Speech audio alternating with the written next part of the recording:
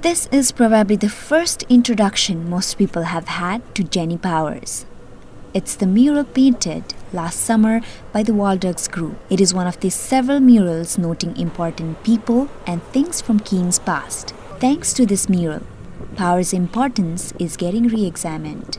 She hadn't been heard of before, which is really fascinating. So all of a sudden we have this woman out there whose story is really interesting, and people just wanted to learn more.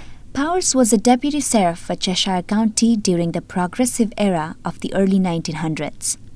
She was one of the second women in New Hampshire to serve that role.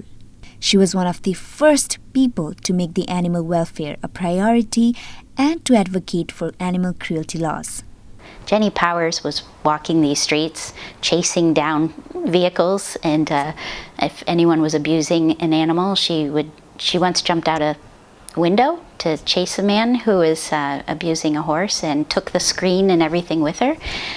She was that kind of person. That's the kind of person the Historical Society wants people today to know more about.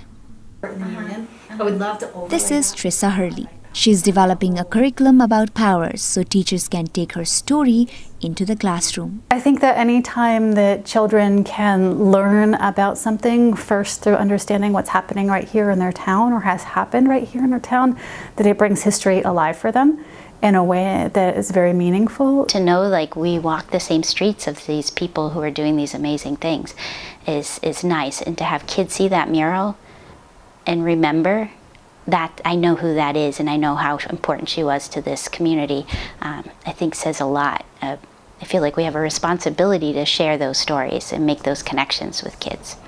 CARROL hopes the Historical Society's work will make these murals come to life for the current generation.